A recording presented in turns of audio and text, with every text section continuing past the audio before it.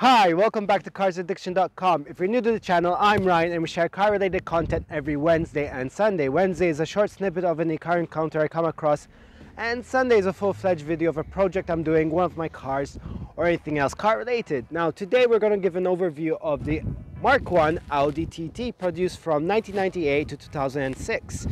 Now, we're going to go over the exterior, interior, and engine and the difference between the years, the models, and everything. So when you come to buy one, you're more educated on your purchase. And even if you're an existing owner, we're going to maybe give you some new information. So this all started in 1994 when the last sport car that Audi had in its range, the S2, was last released. So that left a gap in their product range. So in 1995, Audi released this to the public as a concept car in silver, and it was literally a photocopy of the production model.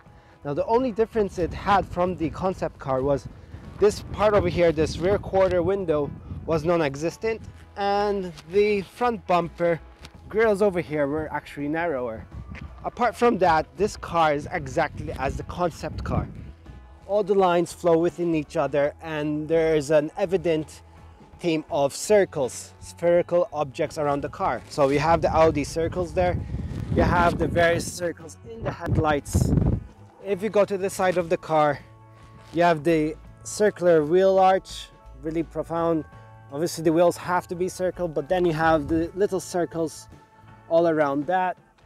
If we go to the rear of the car, you have the fuel cap, and again more circulars around that. Circular exhaust pipes, and everything is curved. So you see the diffuser curves up over there, and the bubble arch over there. Doesn't stop there. Got more circles in the tail light. So circle there, circle there, circle there, circle there. If we go to the interior, we're flooded with circles. You have circular air vents, circular airbag, circular gauges, circular switches, and so forth. But there's even more. The gear knob is circular. Cup holders handle profoundly with the shape of a circle. So you can see that Audi made sure to keep this car timeless, and 20 years on, this car still is a fantastic design to look at.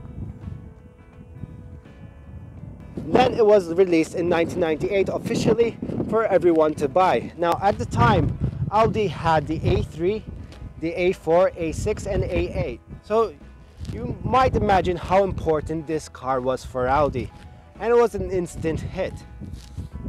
Now at the time, in 1998, this only could be had in a 1.8 liter turbo engine with various bhp figures, 150, 180 or 225 brake horsepower. It was only available coupe for the first year.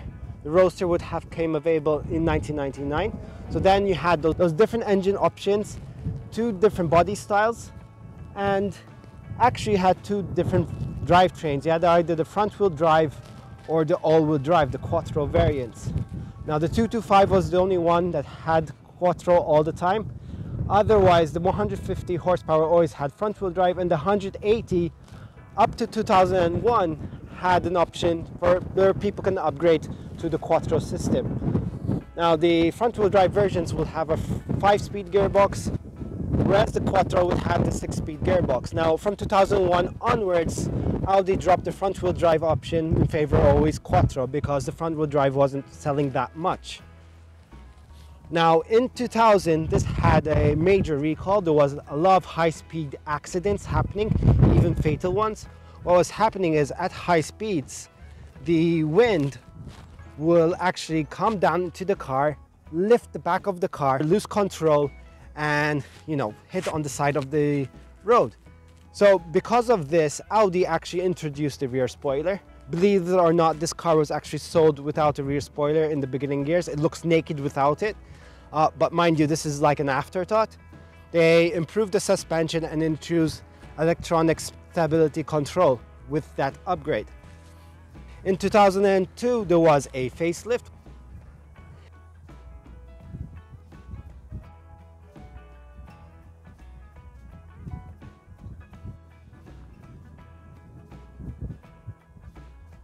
We'll go more about that later. In 2003, together with the 1.8 turbo engine, now Audi gave you the option with a 3.2 V6 engine, natural aspirated.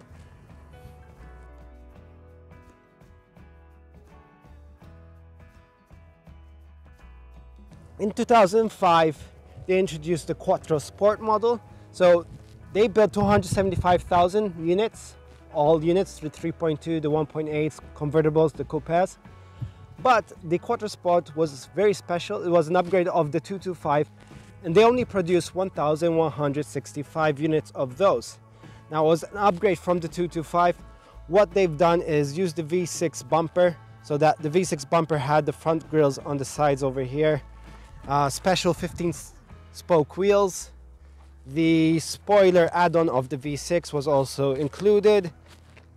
The rear bumper had as well the V6 honeycomb style diffuser over here. Special interior, so you had the Recaro pole position seats. Now those were very extreme bucket seats, so some users opted for the Alcantara seats, same style as these. You had the Alcantara steering wheel, Alcantara gear knob and handbrake. You also had the glove box with the Quattro Sport badging there. The purpose of the Quattro Sport was to give a better performance vehicle. So what they've done is reduce the weight by removing the back seats and removing the air condition. So that saved roughly around 75 kilograms together with the Recaros. And they tweaked a bit the engine up to 240 brake horsepower. So the Quattro Sport could have been had in blue, red, black or silver. And the most evident thing to spot a Quattro Sport from any other 3.2 or 1.8 is the dual tone bodywork. So you're talking about from here upwards would be in black. And in 2006, then they ended the production and the Mark II came in to replace it. An interesting fact about the Audi TT is the Gecko. You'll find a lot of accessories about the Gecko. Now, the story about the Gecko is that in 2005, Audi did a promoting campaign on the all-wheel drive system and how a Gecko adapts quickly to the terrain. And that is the similarity between the Gecko and the Audi TT. And that's why you find a lot of accessories like air fresheners, stickers, and whatnot with the Gecko. So let's talk about the exterior changes. So this is a facelift model. We know that it is a facelift model because it has 3 slats over here. The inserts are gray instead of black. But apart from that, all the Audi range had the same kind of headlights fitment, so they're interchangeable. Same bumper, they're interchangeable and whatnot. The only difference there is between Euro and US markets is the headlights had an extra orange indicator up here. Now the headlights can have had been in halogen or xenon lights. Obviously the xenon lights give better performance at night and is the lights you want. Side profile. Now there has never been any change to the side of the car between the years. The obviously change would be the wheels. There's our PCD of 5x100. They go from 16-inch to 18-inch. That was available throughout the years. You had the 5-spoke, 6-spoke, 7-spoke, the 9-spoke, and even the 15-spoke of the QS. And basically, it depends on, these are the facelift wheels. The pre-facelift had the smaller wheels. Just all depends on the years and the accessories that the original owner bought the car with. Going to the rear, again, the rear, there's no changes between the years. The only change is between V6 models. You had the addition of the spoiler at the back, the extension, and the honeycomb diffuser on the bottom. Now, the only difference between Euro and US models is the US models will have a narrower section for the license plate. Apart from that, there was no real difference. Now, over here you're seeing twin exhaust because this is the 225 model. The lesser models, the 180 and the 150, will have one single exhaust onto one side. That's the only way you can spot a 180 and a 225 is from the rear bumper, but a lot of 180 owners actually upgrade to the twin exhaust setup, so don't let that fool you.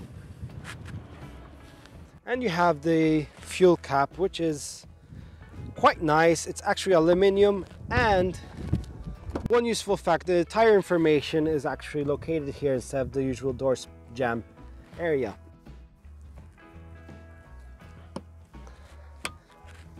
That's quality built right over there.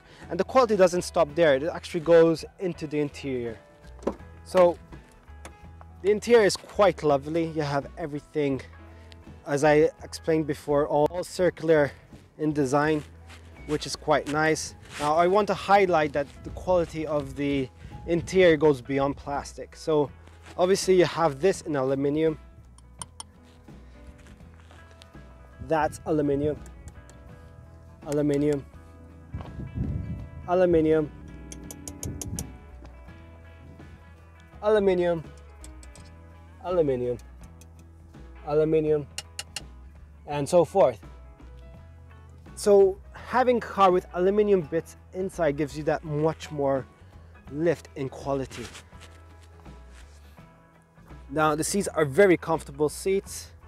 The convertible comes with heated seats. The coupe was optional. You've got the 6-speed gearbox right over here. Now the difference between the pre-facelift and facelift is the pre-facelift had the leather gear knob, whereas the facelift had this all aluminum gear knob.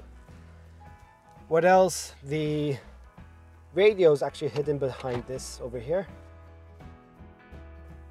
That's a nice touch. That obviously you have this blank for minimalistic sort of view of the car. Again, you have aluminum glove box handle, which is quite lovely. Quite large glove box.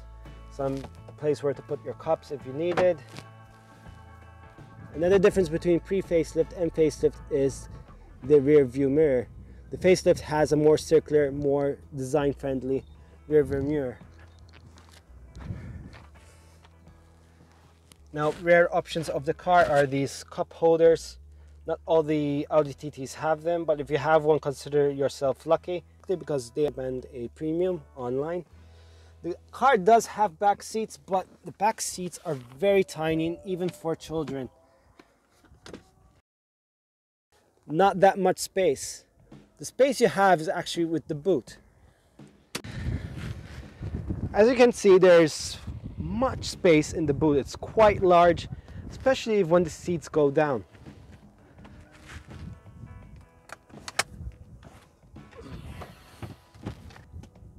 All Audis come equipped with a first aid kit on the side over here. The headlight switch is located right over here. Now you know you have xenon lights because you don't have the headlight height adjusters because it's done automatically for the xenons. Let's look at the engine.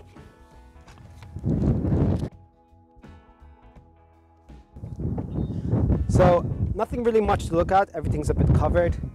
What you do have is the engine options of 150 horsepower, 180 or 225 on the 1.8 turbo models, then the 3.2 V6 models. Now this power plant is shared with other Volkswagens and Seats of the time, so parts are easily found because this was mass produced, as well as the chassis in general. This chassis was first actually built for the Audi A3, then inherited with the Volkswagen Golf Mark IV and so forth. So you have a lot of components shared with those cars, and so parts are easily available. As mentioned before, this car comes in front wheel drive or quattro, and there was no available between a 6-speed, 5-speed manual gearbox, again depending the engine you've had, automatic, and the 3.2 liter introduced the DSG gearbox, which was like a step upwards than the automatic, which gives you more control and quicker shifts. Problem areas of the Audi TT. Now this platform was again shared with the Volkswagen Golf Mark IV, which was massively produced, so parts are easily available and cheap to find. The areas you want to look for is the bottom over here on the exterior. This is an old body panel, color coded, and you might find some dings or anything like that, which would be hard to repair. It goes without saying, check for rust on the wheel arches, the door jambs, around the windscreen, but the most evident part for rust on these cars are the roof rails up here. So check for that. Now the engine of these cars are very reliable. Just avoid ones with a rough history and you should be okay. Another thing to look out is licenses. Now in today's world, some countries give out the road tax according to the emissions. Now these cars don't have low emissions, but the thing is, depending the engine, depending the year, so you could have a 225 of 1999 versus a 225 of 2005 giving different emissions. It might fall within a different tax bracket. I'm going to talk within Malta. So in Malta, the tax bracket for a pre-registered 2009 Audi TT would be around 230 euros. That is relatively cheap. However, if your car was imported after 2009, the road license, depending on the emissions, could be from 760 euros towards 1,200 euros. So be very careful when buying one. Make sure it is in your budget, because there's a big difference between 230 euros and 1,200. So you might actually want to spend a bit extra on finding one that has been registered pre-2009. Again, this is only for the Maltese market, but I think in other markets it's quite similar in Euro countries. Thanks for watching this informative video of the Audi TT Mark 1. It is definitely a future classic, and I would assume that the prices will go up from here, if not already. So what I recommend is buying one that is stock looking. These cars unfortunately were modified engine-wise, body-wise, and you do want to avoid that. As if you're buying this car as an investment, buy a stock one, and it will serve you motoring free for the upcoming years. Even if they go up in value, they actually makes you money when you come to sell it. So you would have no downsides in buying one of these cars. Now I personally drive this car and it handles like a go-kart. Compared to my Impreza, it feels quicker, although the Impreza has more bhp. The reason to that is the obviously German quality and robustness that it feels on the road. You have the seat is positioned exactly within the center of the wheelbase, gives you more confidence in the cornering, and the 225 turbo engine all-wheel drive is the one to have. It just gives you that feeling that the car is built for speed. Now that was an overview of the Audi TT. I hope you enjoyed watching and give you more education about the car. And this actual car is for sale. So if you're in Malta and you're looking for an Audi TT, hit us on the email address below and we'll give you more information. Thanks for watching. Take care.